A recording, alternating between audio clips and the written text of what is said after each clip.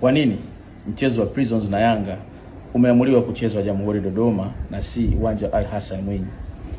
Uwanja mbadala wa Tanzania Prisons ni uwanja wa Jamhuri Dodoma. Uwanja wa Ali Hassan Mwinyi haujakaguliwa na kamati ya leseni ya TFF ambayo inaidhinisha bodi ya ligi kwamba hiki kiwanja kinafaa. Na ni kwa sababu hakikuwa kimetumika muda mrefu. Ushahidi ni vile watu walikuwa wanafieka wakati mechi ni kesho. Bado muda hautoshi. Kwa hiyo uwanja ambao umekaguliwa na unakidhi mahitaji ya kikanuni ambao upo kwenye haki ya Prisons ni ule uwanja wake ambao aliuchagua mwenyewe wakati ligi inaanza.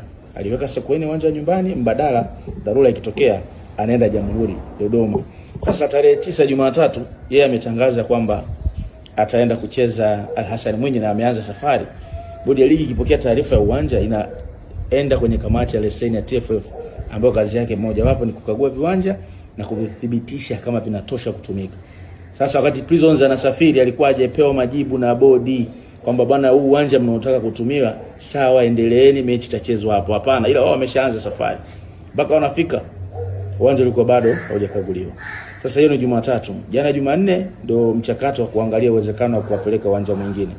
Ndio bodi ya ligi ikaona kwa muda ambao umebaki mchache. Sababu kanuni pia inataka hiyo kamati iende siku 7 kwenye kanuni ile ya ligi sura ya 3 ambapo kanuni ya 9 inazungumza uwanja, namba 2 pale utaona ufafanuzi. Lakini namba 4 inasema timu hata kama uwanja wako nyumbani una shida inabidi uidhinishwe na TFF. Sasa bodi na TFF walikuwa hawajaidhinisha uwanja kwa Prisons, ila wao wakawa wameshasafiri.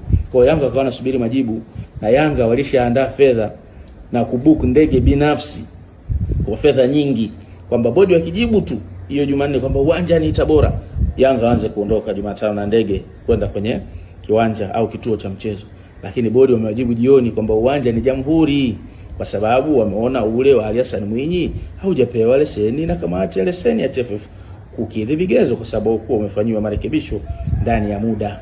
Kwa hiyo Yanga wamepokea hiyo barua, na inavyoongea leo Jumatano tarehe 11 wanaondoka na SGR kwenda Dodoma kucheza na Prisons. Kwa hiyo sio kwamba Yanga ameshinikiza au katumia ukubwa au Yanga amegoma. Hapana, bodi imeamua kufuata kanuni. Prisons ameenda Tabora bila hata kupata barua ya kurejeshewa na bodi kwamba nendeni uwanja huo unafaa.